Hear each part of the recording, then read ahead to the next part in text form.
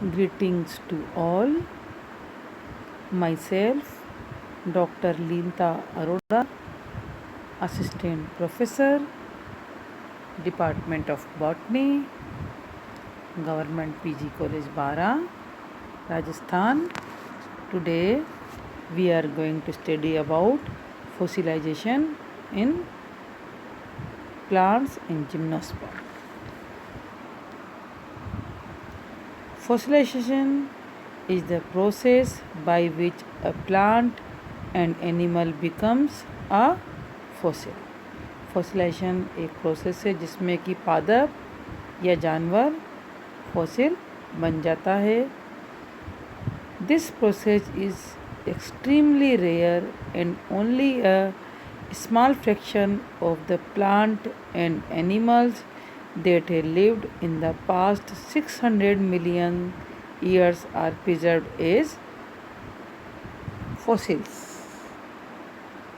Those plants and animals that do become fossil generally undergo, with some exceptions, several key steps.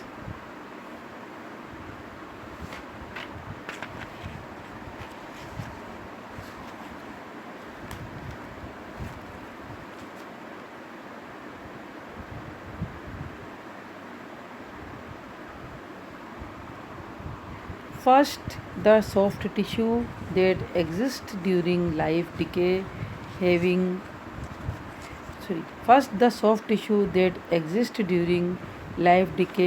leaving behind only the hard parts.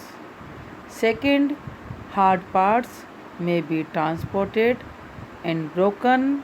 This causes the fossilized remains to be incomplete representation of living animals. It is much more common to find a fragment of shell or bone than it is to find a complete skeleton.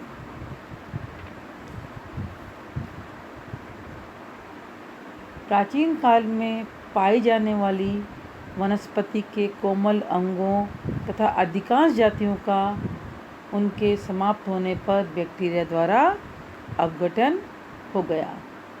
कुछ पौधों के कठोर अंग तथा वृक्षों में किन्हीं कारणों से पूर्ण विघटन नहीं हो पाया.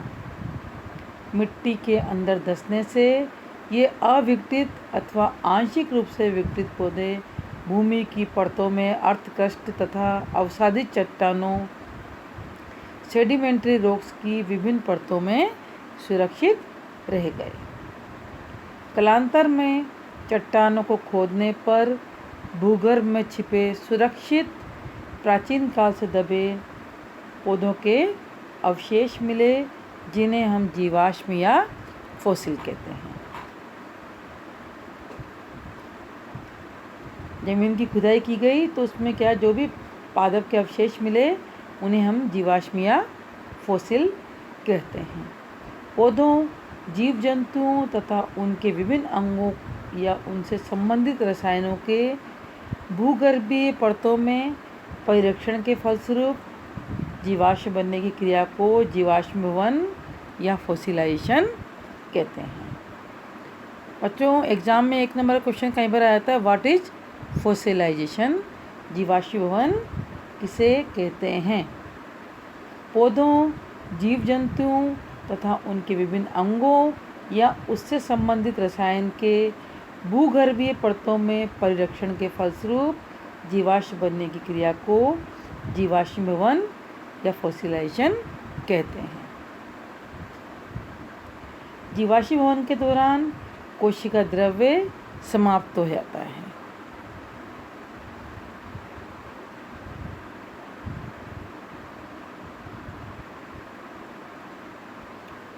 कोमल अंगों का अपघटन डिसोसिएशन हो जाता है. ठोस ऊतक बचे रह जाते हैं तथा ये मिट्टी की परतों द्वारा ढकते जाते हैं. कालांतर में बनी अवसादी चट्टानें पौधे पर दबाव डालती हैं, जिससे कोशिका के कार्बनिक पदार्थ जो होते हैं वो बाहर निकल जाते हैं और पौधा चपटा हो जाता है. जीवाश्म किस प्रकार का बनता है? ये बाहरी जलवायु तथा पौधे के अंगों पर निर्भर करता है। कभी कभी कोशिकीय विस्तार में भी जीवाश्म पाए जाते हैं।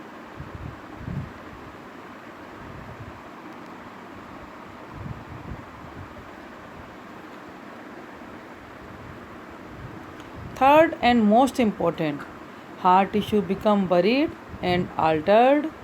In most cases, that involve destroying the original material from which the hard part were made, as minerals are slowly dissolved and replaced by new ones. Oftentimes, a hard part is dissolved without being replaced by new material, leaving behind only an impression or mold of the original animal.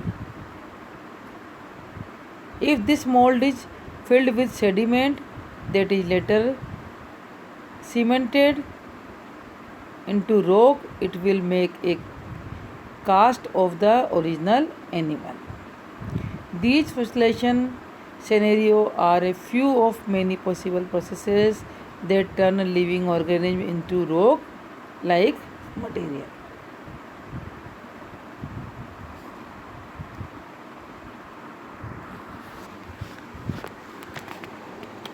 Fossil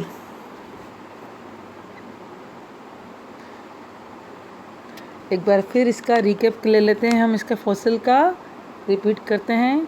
the term fossil is use for only trace of past life.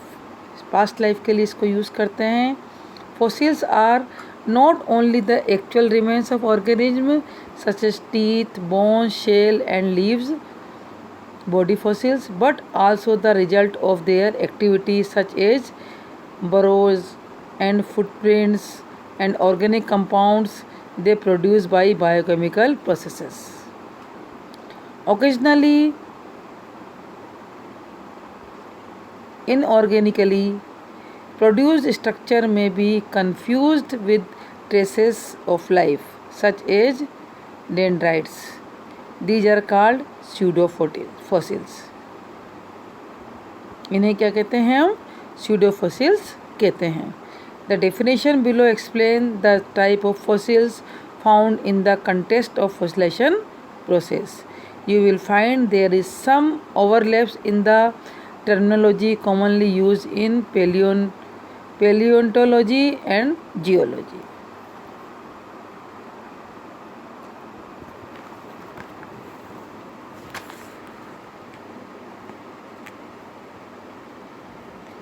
Fossil plants का अध्ययन जो होता है, जीवाश्मी पादपों का अध्ययन पूरा वनस्पति विज्ञान के अंतर्गत किया जाता है, पेलियोबोटनी के अंतर्गत किया जाता है। The study of past life through fossil is known as palaeobotany. जीवाश्म पादपों का अध्ययन पूरा वनस्पति विज्ञान के अंतर्गत किया जाता है। Fossil is a specimen that demonstrate the physical evidence of the occurrence of ancient life. The word fossil comes from the Latin word fodere, which means to dig. Fossil शब्द की उत्पत्ति लैटिन भाषा के शब्द फोडरे से हुई, जिसका अर्थ होता है खोदना।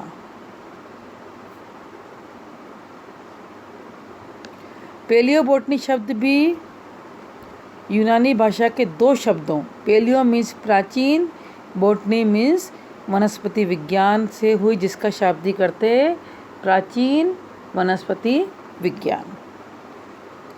Williamson is pioneer in the investigation of fossil on modern lines. Due to less investigations, fossil record is not complete and preserve plant are usually fragmentary.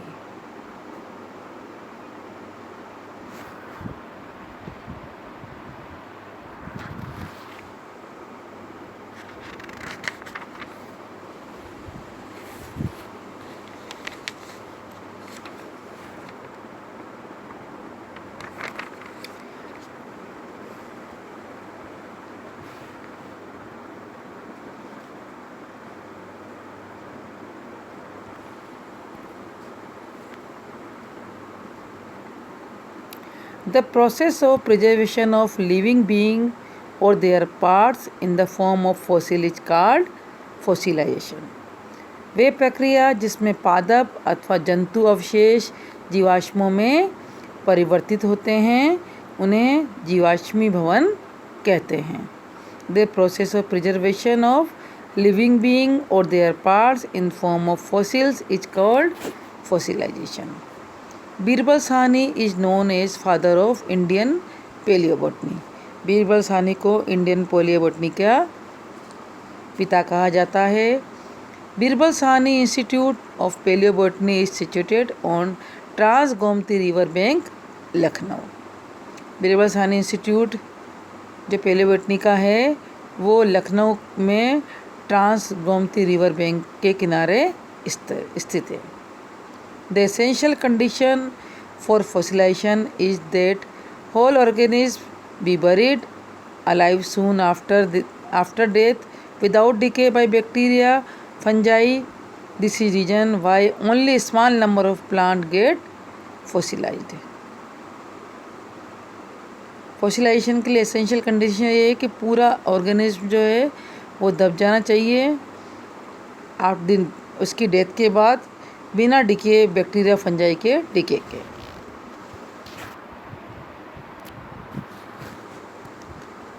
The suitable condition for fossilization are in box with very cold and acidic water and low oxygen supply which stop decay of plants.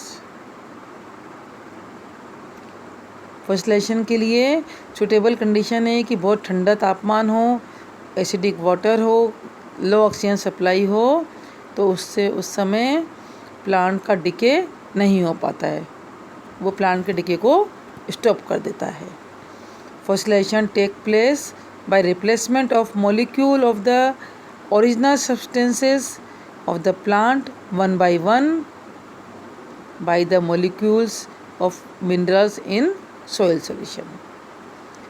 This replacement occur due to hydrolysis or weathering of organic substances present in the plant body. The region where sedimentation occur favor fossilization.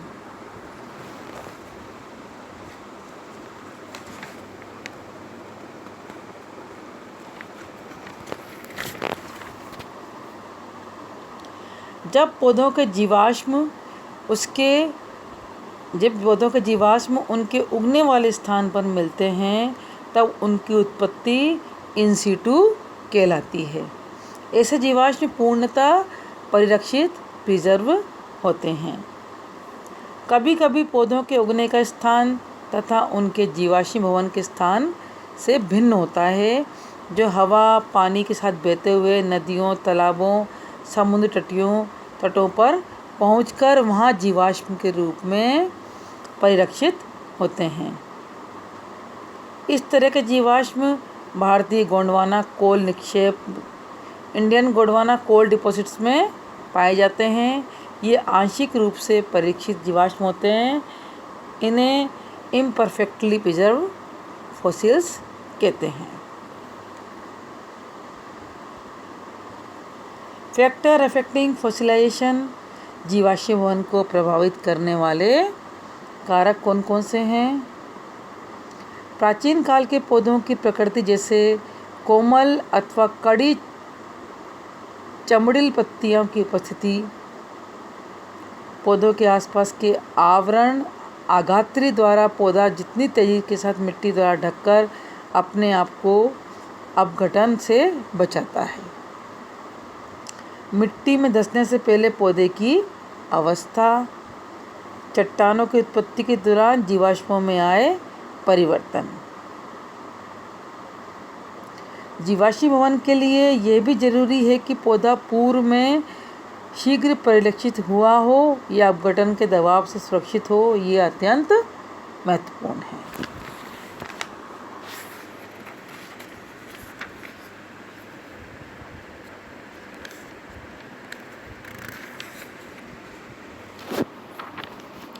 जीवाश्म भवन का सिद्धांत, principles of fossilisation. Fossilisation के लिए दो सिद्धांत प्रतिपादित किए गए, replacement theory and infiltration theory.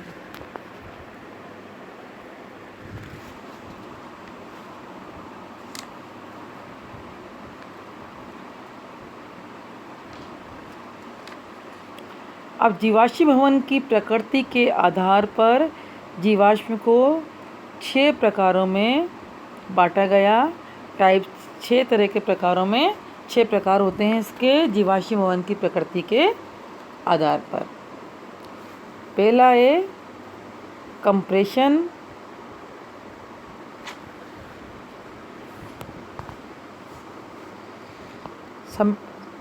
compression fossils, संपीडाश्म।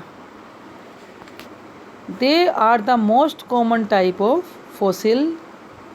Most of the organic matter of the plant was prepared with the impression of the plant. Coal is the complex compression formed by an extensive accumulation of plant material which is slowly compressed in the basin of water. Differential pressures cause the formation of different type of coals. Largest percent of coal was laid down in Carboniferous period. संपीडाश्म जीवाश्म, संपीड जीवाश्म मुद्राश्म के केवल कुछ भाग ही हैं। Compression is only a degree of impression. संपीड जीवाश्म पादप अंगों पर अत्यधिक दबाव के कारण अत्यधिक चपटे हो जाते हैं, इसलिए ऐसे जीवाश्म प्राय एक कार्बनी फिल्म के रूप में होते हैं। कार्बोनिफेरस कार्बोनियस फिल्म कार्बेंसियस फिल्म के रूप में होते हैं। ऐसे जीवाश्मों में आंतरिक संरचना संबंधी विस्तृतता दिखाई नहीं देती है। क्ले मॉड्यूल एक अच्छा संपीड जीवाश्म है। इसमें पादप पदार्थ मिट्टी की गेंद से गिर जाता है और संपीड़न से ये संरचना पत्थर में बदल जाती है। जब ऐसे क्ले मॉड्यूल को खोलते हैं तो कार्बनिक पदार्थ अवशेष अवस्था में दिखाई देते हैं, जैसे कि आपको लेपिडोडेंड्रोन कोन पत्थर के अंदर दिखाई दे रहा है, जिसमें कि स्पोरेंजियम, स्पोरोफिल कोन इसमें क्लियर दिख रहे हैं। रॉक्स को जब बीच में से काटा तो उसके अंदर ये कंप्रेशंस ऑफ लेपिडोडेंड्रोन कोन के दिखाई दिए।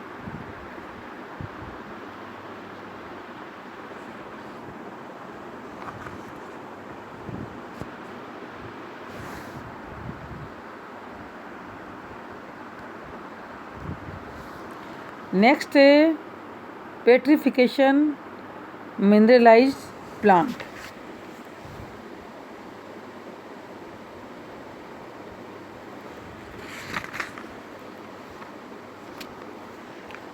अश्मीभूताश्म petrification.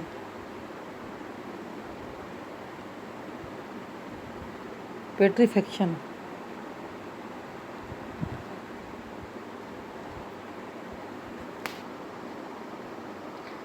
petrifaction mineralized plants, those fossil which preserve both external form and internal structure. Here every cell of tissue is preserved as if living, provided sufficient information. They are also called mineralized cellular preservations. The organic matter is replaced through particle for particle and volume for volume by mineral matter. Example calcite, silica, pyrite. अश्मीभूताश्म ये सर्वोत्तम प्रकार का जीवाश्म है, किंतु सबसे दुर्लभ व प्रकृति में कम बना होता है। इस फॉसिल में पादप अंगों की बाह्य व आंतरिक दोनों संरचनाएं भली प्रकार से प्रिजर्व्ड होती हैं। अश्मीभूताश्म का शाब्दिक अर्थ कार्बनिक ऊतकों का पत्थर में रूपांतरण, transformation of the organic tissue into stone. यद्यपि पेट्रिफिकेशन की वास्तविक विधि का पूर्ण ज्ञान नहीं है, किंतु इतना स्पष्ट है कि कार्बनिक अणुओं की खनिज अणुओं द्वारा प्रतिस्थापना अणु दर अणु नहीं होती है। No molecule by molecule replacement इसमें नहीं होता है। दबा हुआ पदार्थ सिलिकेट्स, सल्फेट, फास्फेट इत्यादि सॉल्ट सॉल्यूशंस का अवशोषण करता है, जिससे अंतः स्पंदन के साथ ही अवक्षेपण में silica, calcium carbonate, magnesium carbonate, iron sulphide इत्यादि पदार्थ ऊतकों में संचेचित हो जाता है।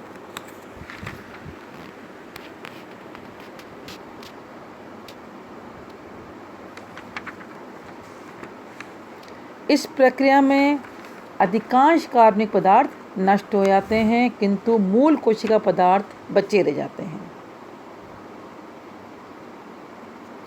यही कारण है कि पेट्रिफिकेशंस से प्राचीन काल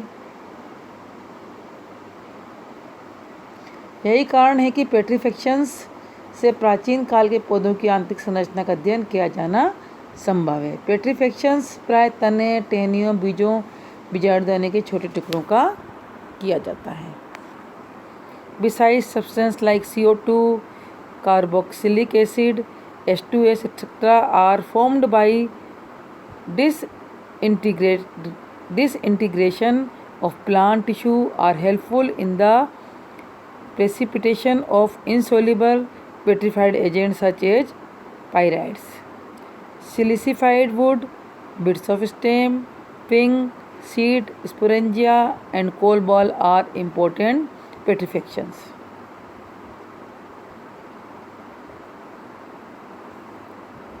पेट्रिफिकेशंस दो प्रकार के होते हैं, coal balls and mineralised plant. ये डायग्राम है अपना कोल बॉल्स का, a section of coal ball. ये अनियमित गोलाकार पेट्रिफाइड पादप अंग है, अश्मीभूत पादप अंग है। इसका आकार कुछ मिलीमीटर से 1 मीटर तक होता है, जो कोयले में पाए जाते हैं। प्रत्येक कोल बॉल कैल्शियम और मैग्नीशियम के कार्बोनेट की बनी होती है, जिसमें कभी कभी आयरन सल्फाइड भी उपस्थित होता है।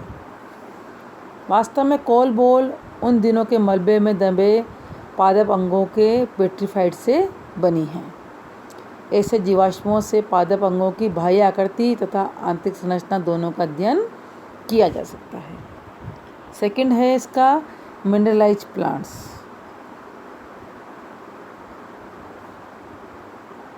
ये डायग्राम भी petrified stem of coal ball, section of mass of coal. इन्हें सिलिकाकृत सिलिसिफाइड प्लांट कहते हैं। स्तंभ व मूलों की हूबहू प्राकृतिक आकृति व संरचना पत्थर की बन जाती है। ऐसे अश्मीभूताश्म को खनिजीकृत पादप कहते हैं। इस जीवाश्म में भी पादप अंगों की बाह्य व आंतरिक संरचनाओं का अध्ययन किया जाता है।